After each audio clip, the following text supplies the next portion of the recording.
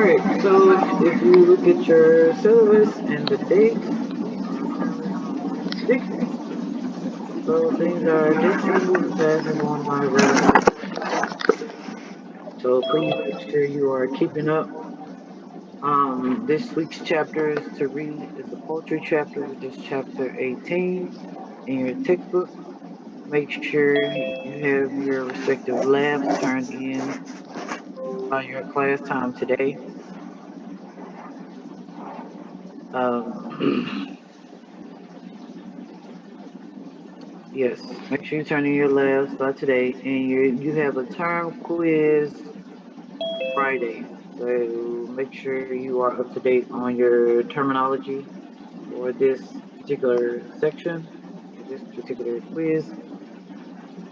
And also, we had a quite a few people who had technical issues from day one up until maybe a week or so ago.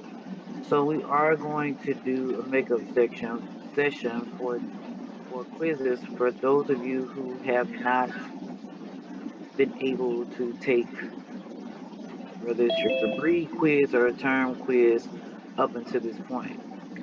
And And Dr. so, Dokes, yes, I just want to say real quick to the people that emailed me, this is the opportunity I was talking about. So we'll decide if it'll be like a Friday or Saturday thing. I just want them to make sure they're listening. okay. Yes, thank you. So make sure you are paying attention. I see people are still trickling in late, so make sure your fellow classmates are sure and aware of the makeup session. You will definitely have your quiz, your term quiz this Friday, and so we will make an announcement on the exact time. So more than likely, it'll be surrounding the same time, and we want to make sure that everyone who has not been able. Now, this is not retake. This is not open up. If you've already attempted and taken your quiz, then that's the quiz that has been graded and up until this point. These are only for the people who have not been able to take quizzes due to technical issues or you have a university excuse for why you missed. So anybody trying to do retakes, this is not a retake session on quizzes that you've already taken. Excuse me, Dr. Dokes. Yes, Are you talking about the makeup session or the term quiz on Friday? I'm talking about the makeup session. Makeup session. Okay. So make sure you look out for those and make sure you are prepared and are no longer having issues. After this, don't know what else don't know what else to tell you after this makeup session. So are there any questions or any questions in the chat?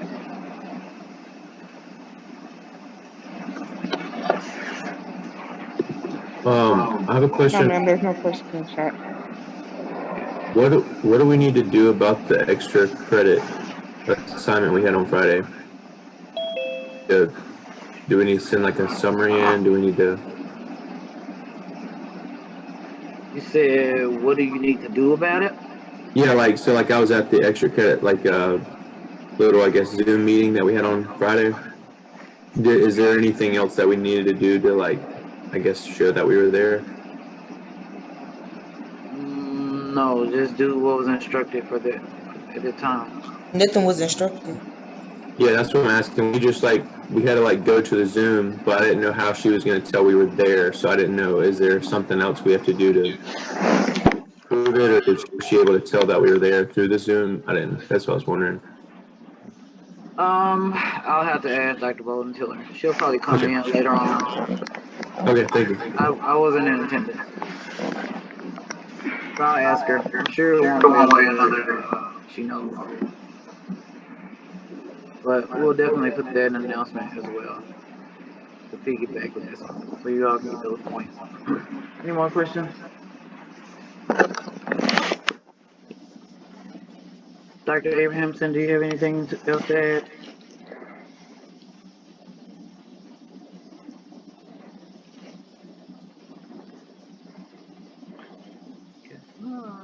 He said no. Okay, thanks.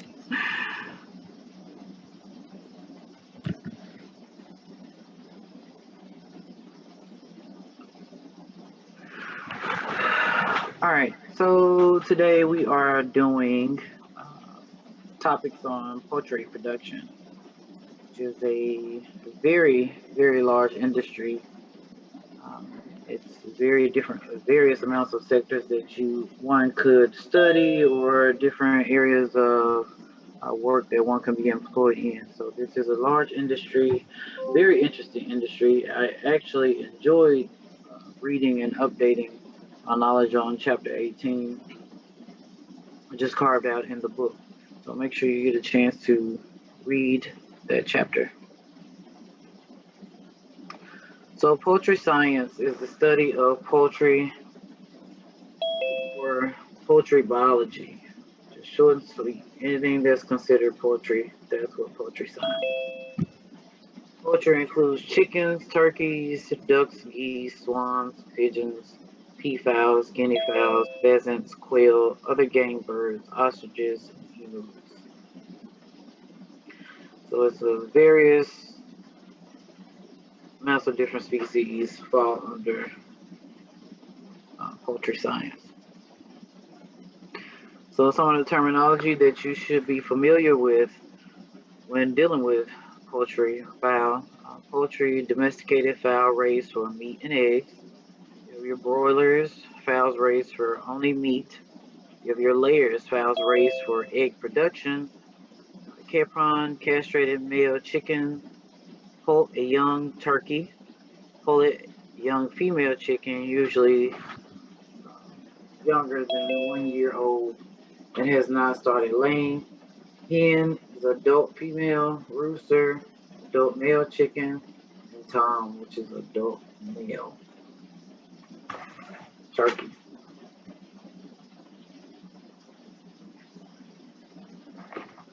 So poultry industry is showing tremendous growth worldwide. Poultry is considered one of the higher protein qualities, so it does have a high protein content in respect to the size and efficiency for feed to turnover to meet the protein. It's low in fat, and the prices are fairly low, depending on what you're buying and the type of poultry that you're purchasing.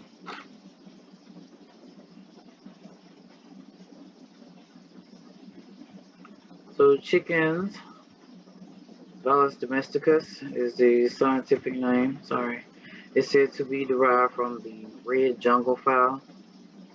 It's from Southeast Asia over 7,500 years ago. So chickens have been around a very long time, and they were domesticated.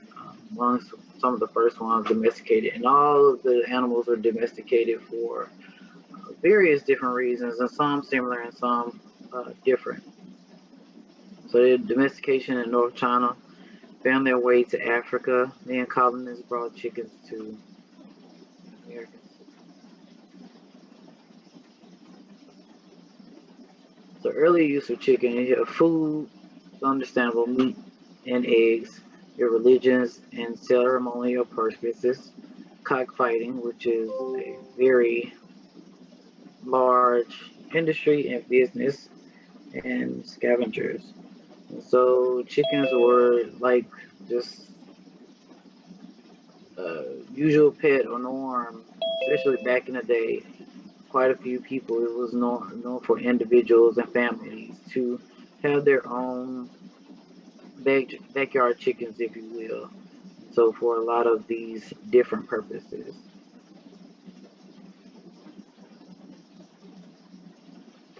So in perspective from then and now, so you have a lot of films coming out about the meat industry. It was one that I recently, I don't know if it was recently, but it was showed up on YouTube as recent. And so it's also talking about the poultry industry and how the poultry operations are now being ran. And so you're always going to have some people who agree and do not agree with certain practices, especially when it comes to animals and how they're being used, handled, and raised. And so, working within this industry, as you, as students, and myself, you're going to sometimes, oftentimes, have those different conversations or those controversial topics that will come up and arise on different species or species as a whole, or in the way in which we raise, use, and handle animals for humans' benefits. And so then it was, the chickens were more free range. You have it some now, but not so much, especially for the larger industries or the mass productions. And so then this was the production of chickens, and they were a lot smaller and more active than what you get today, especially when it comes to your mass production operations.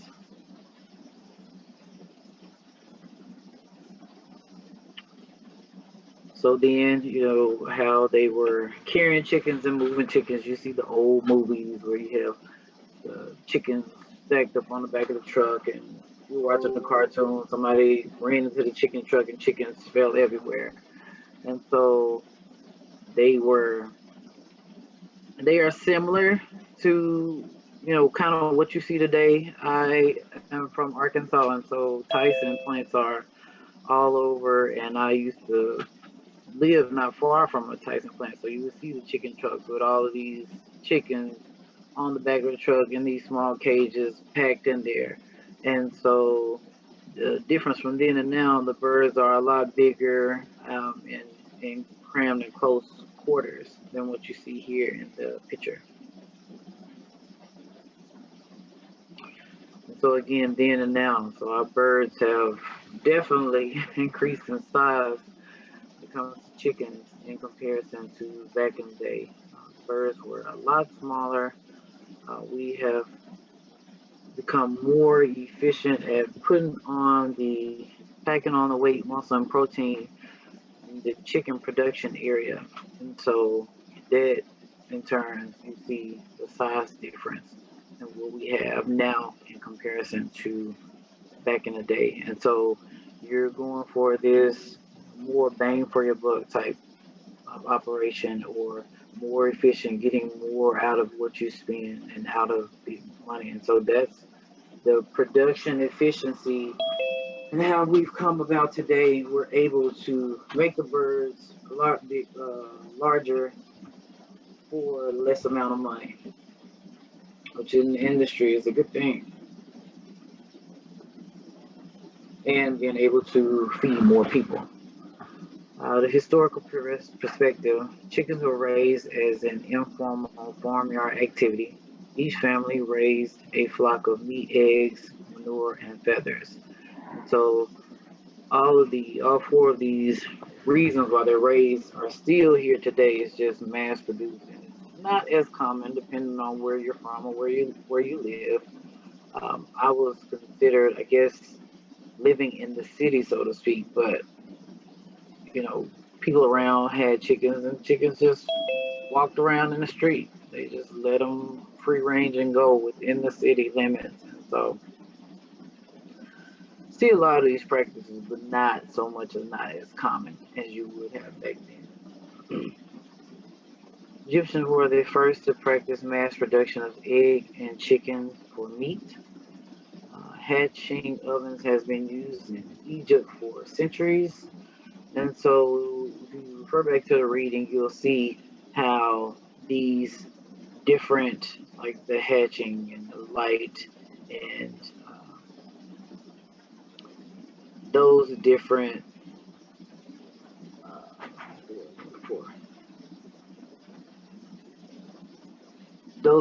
bumps in the industry and discoveries, how it really pushed the poultry industry forward. And so it goes through and tells how the different spikes and how the technology changed with different,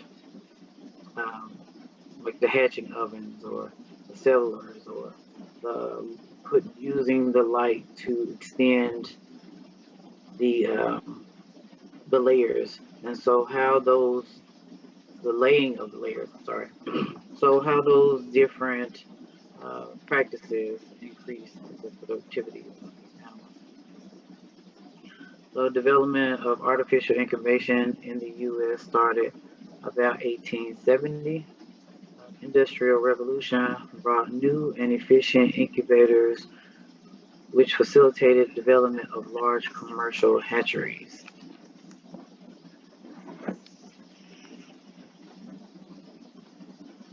Poultry brought to the U.S. by European settlers started in Jamestown in 1607. They were fed table scraps, extra egg, and meat batter. And so for chickens, they're one, they get free range and they are very resilient for one, and they do eat a vast variety of things. And so things like table scraps are edible, and they do turn those over.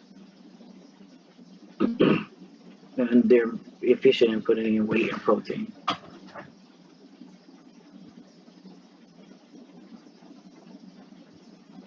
Turkeys domesticated by pre-Columbian citizens 2200 to 4500 years ago.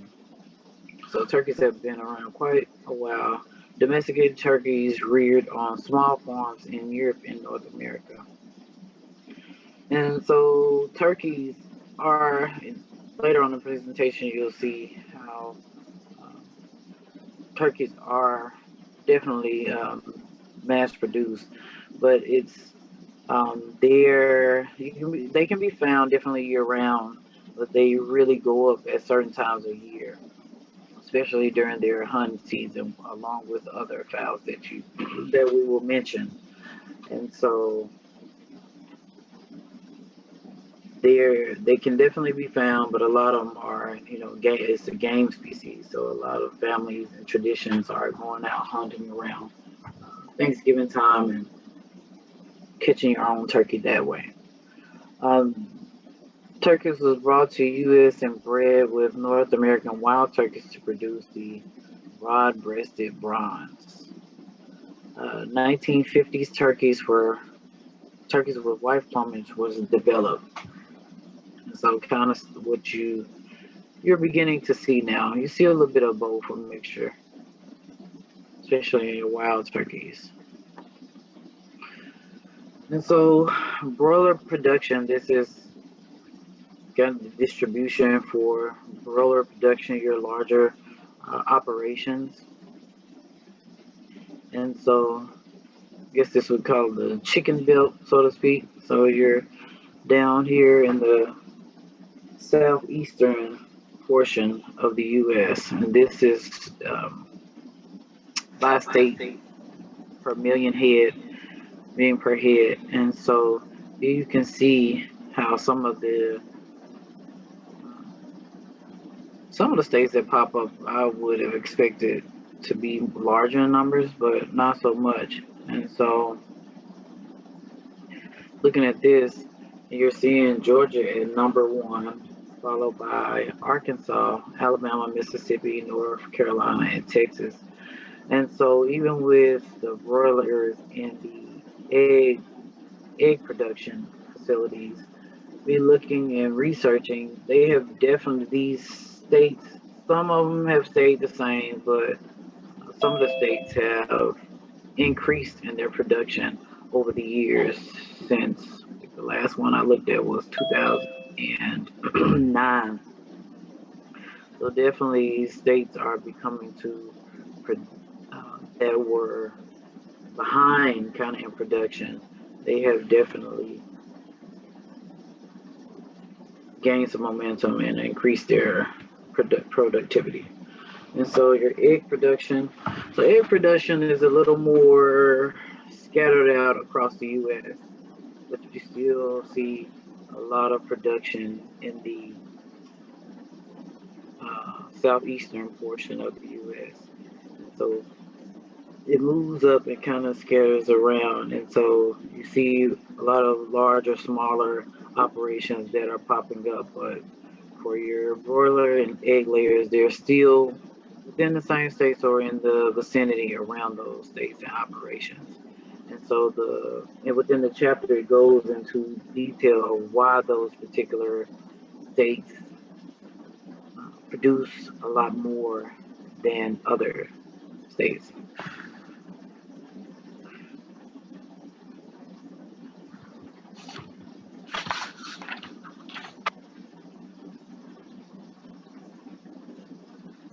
So for egg production, you'll see Iowa as top, which is a change and different from egg production. Ohio is followed, Indiana, Pennsylvania, Texas, Georgia. So those are your top 6 rankings for 2019. 2019 was the most recent that I was able to find in terms of, I guess, the map and the numbers.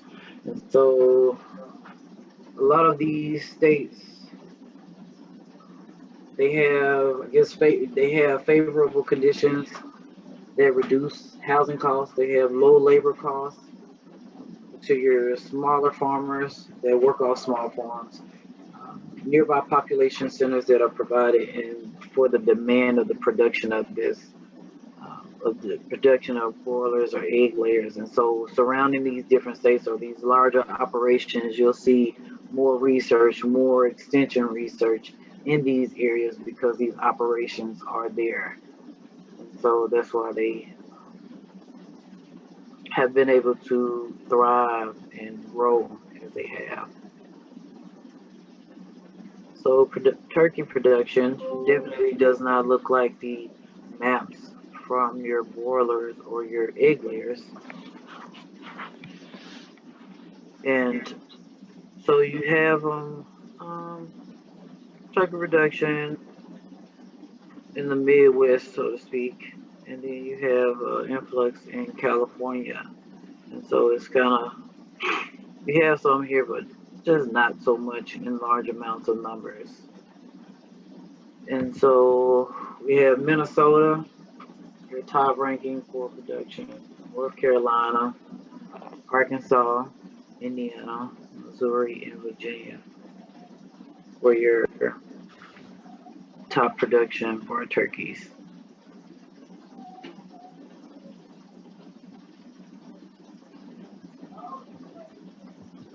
Hold 1 second.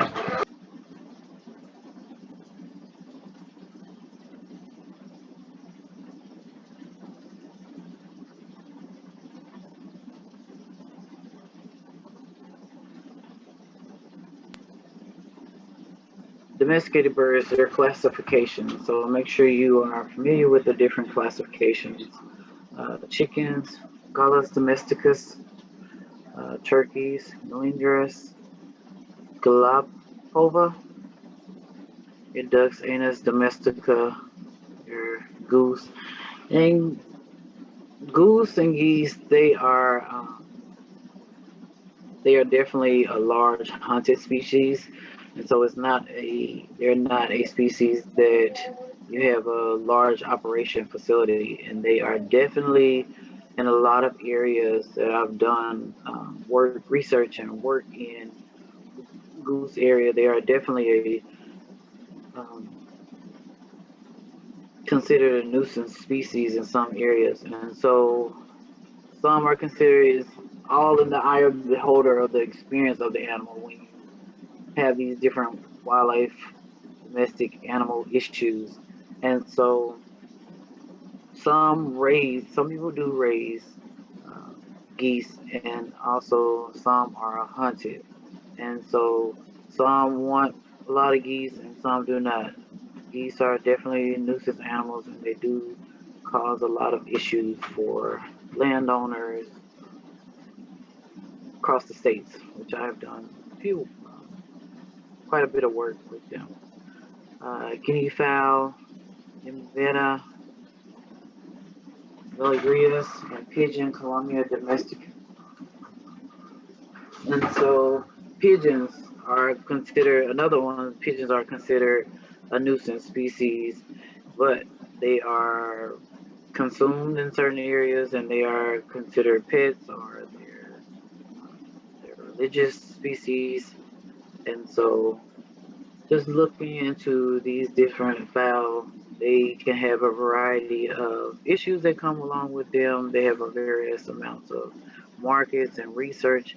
So it just depends on the area and how they are perceived to an individual. And they are all considered food species. Do we have any questions in the chat? So, No, ma'am. Oh, excuse me, just a moment. Yeah, there is. Tamia asks, why are there two separate names for chickens? two separate names. Is it? I'm not sure what she's asking. The maybe just the different stages of the chicken. That's what she's referring to. Because it says Gallus domesticus, and then in parentheses it says Gallus gallus. Oh, just the classification for the species. So if you look in the book, it'll tell you on down in the classification what it is. It gets on down when you have the classification.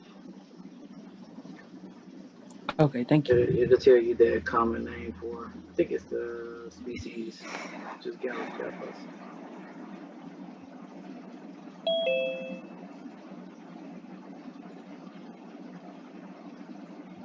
See, yeah, got ahead of myself.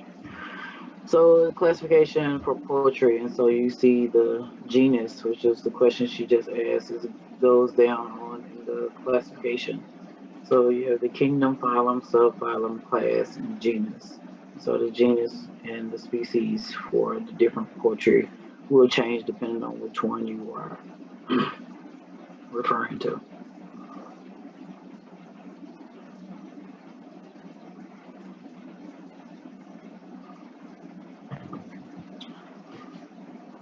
By mid-20th century, poultry production became specialized. Geneticists started breeding for egg-laying characteristics and broiler types. Layers have smaller bodies while broilers are larger and faster growing. And so with all of these mass-produced animals, you'll see by how the industry over time becomes more specialized and how you have these different focal points or specialized operations that only deal with certain, I guess I'm gonna say level for lack of a better term, or age or growth of a certain species. But for your production of poultry, some are housed within the same operation instead of being going from different stages like your beef cattle industry.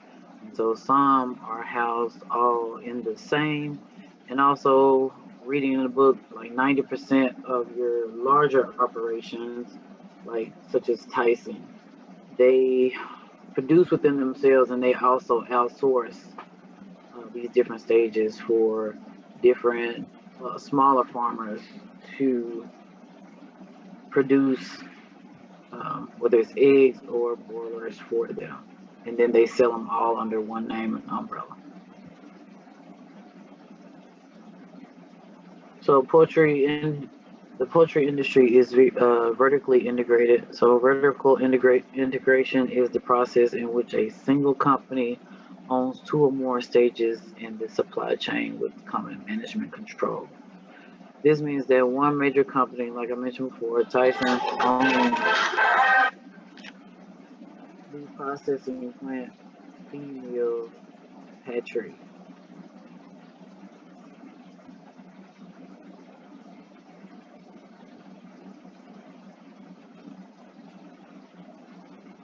So this is this is an example of a flow chart of a typical integrated broiler or turkey operation. And so you have your breeder chicks up poults, your breeder grow out, your parent breeders, going down just different stages down the middle. Your hatching eggs, your hatchery, chicks, poults, grow out, live haul, and processing. So then you get into you have your raw ingredients, your feed manufacturers that are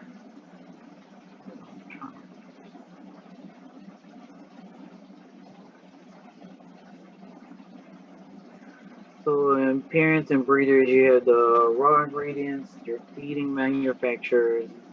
Then when you go down, once you've gone through these stages, whether it's for your broilers or your eggs or however, whatever the industry costs for at that particular time, you have your equipment, your supplies. You're always going to have some type of distribution, definitely storage for mass production and ship outs because of how the industry is so large and growing in your distribution. So you go to a plant, I'm not sure how many of you have been to an actual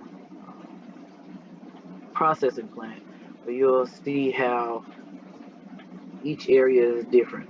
They're almost separate. So they go through the plant and one particular area only does a certain particular thing. And so even go on YouTube and you'll see how smaller operations are operating in this manner. And so just mouse around and look at the different operations and how people raise them differently. It's not a one size fits all, but a lot of the operation and raising are common. So what came first? Age-old question. The chicken or the egg?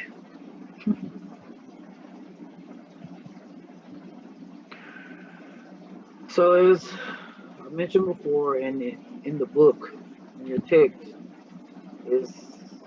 it walks you through kind of like the poultry industry and how it has grown and the different technology that has arisen to make it become more efficient, and how technology has definitely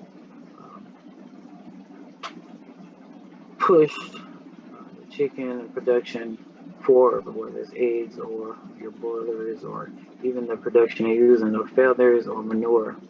So chicken eggs artificially are incubated 18 days in the setter, 3 days in the hatcher. And your setters are automatically rotated several times a day. And so we should, later on today, we get an opportunity in lab to see these different practices in play, and your hatchers do not rotate. So in lab today, those are some of the things that we will go over in some more detail on the production and physiology of egg on Wednesday.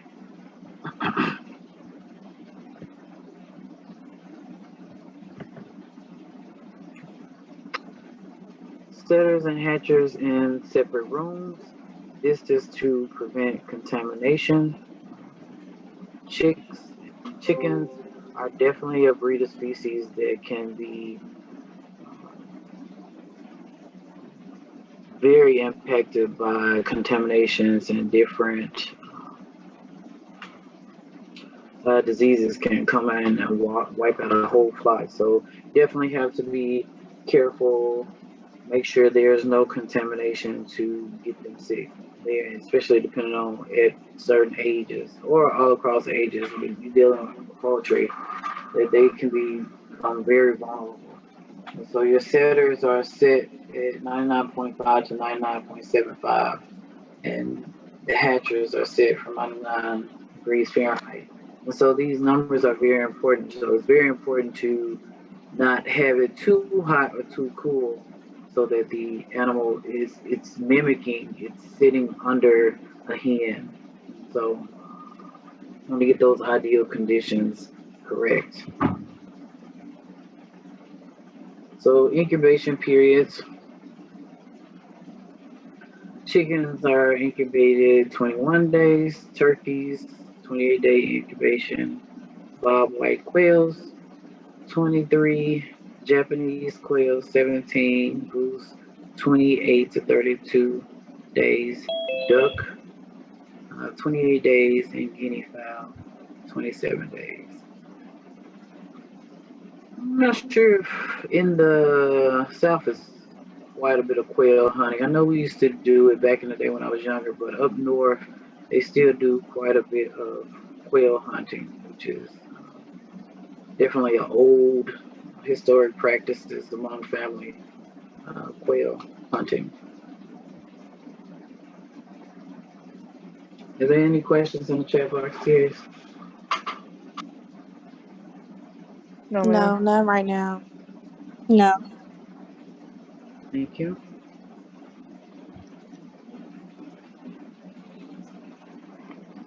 For some practices after hatching, sexting of the chicks, detowing, dubbing, beaking, and vaccination. So sexting, obvious, you want to know what that particular chick is.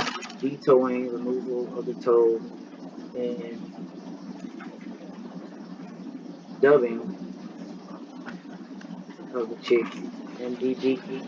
And so these practices are for the protection of the chicks and the chickens, make sure that in mass production you want to protect them at all costs. And so these practices have been done to protect the meat. As chickens do fight, especially within these close quarters. They're not ideal conditions, so you can't run or retreat.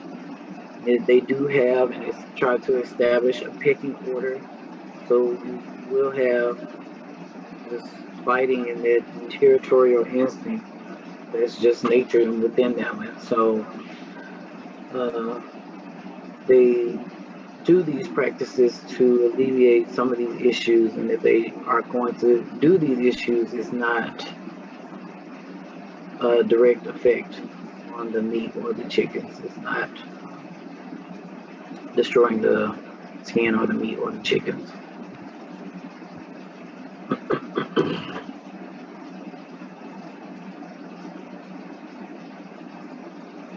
After hatching, chicks are brooded for approximately 3 weeks. Heat is provided for baby chicks.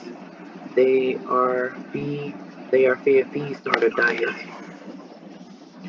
and so they're brooded for approximately 3 weeks. So brooded is just they provided the heat practices, and they are fed the starter feed. These birds are fed high energy diets to market.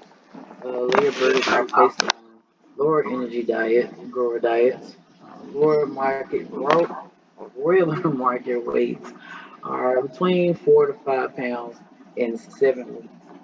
And so that is definitely a change in production.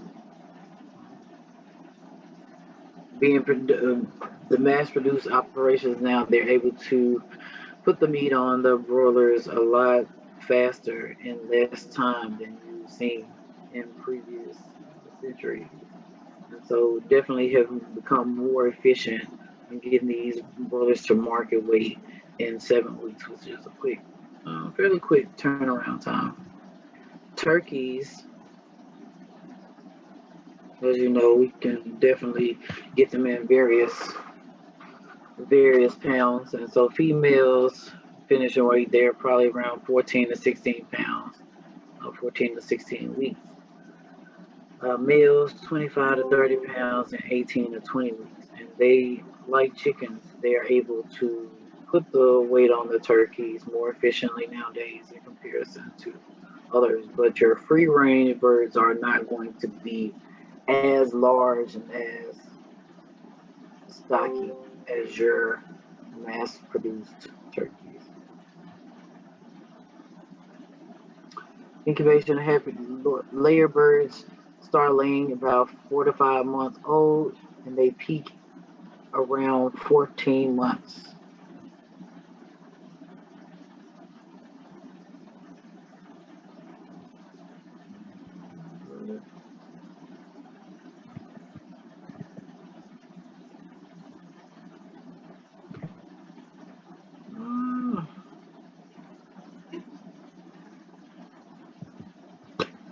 Cut my thing off. All right.